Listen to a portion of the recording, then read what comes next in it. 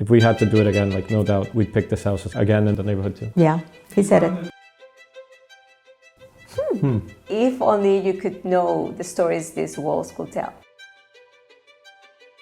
In this video, we're going to talk about the reasons why we love living in Cabbagetown. And by the end of it, you're going to want to move here too. Cabbagetown has a particular profile of people that are looking for this type of neighborhood, this type of architecture, this type of community feel. We had to do a longer closing. I think it brought us to almost December of 2018. When we moved into the house, obviously, it's a massive space in comparison to what we had with a condo. Transition was pretty easy, but also it was the winter.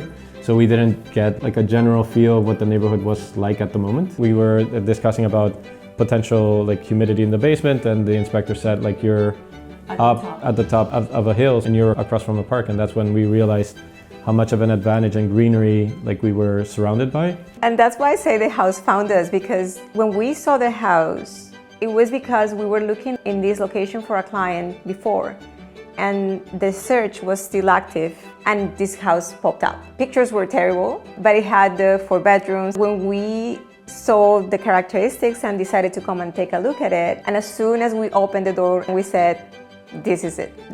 It felt right. And one of the things that we think of when we look for properties for our clients is, does it feel right? And if it feels right, it's because that's the place for you.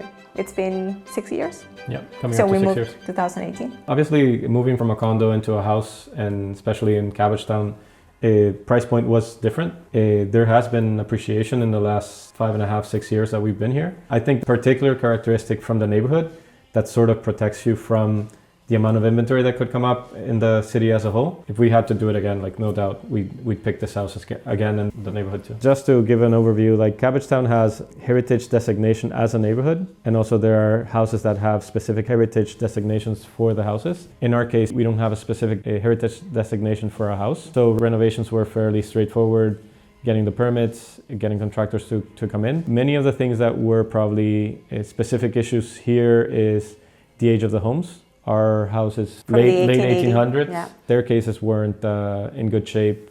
You had to redo them.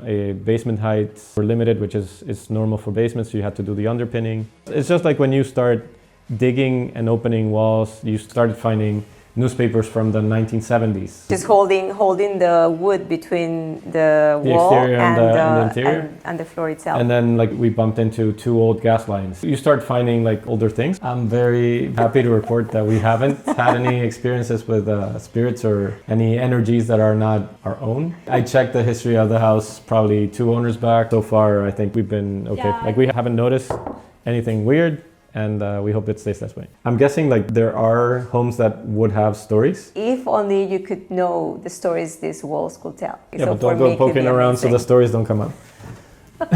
Things that we weren't expecting were tennis courts. Yeah. Right up Broadview, you could just walk, and there's 8 sets of tennis courts that you could be able to walk to. The trails, how easy it is to access the trails and how much you enjoy walking around. One of the things when we live downtown, of course you will walk around and it will be different, it will be busier, it will be not that many trees or anything like that. So here, just going out and just connecting with nature, that change I feel has been really positive. We hope you've enjoyed this video. And if you're thinking of moving to Cabbagetown, let's get together for a coffee. We'll tell you all about it.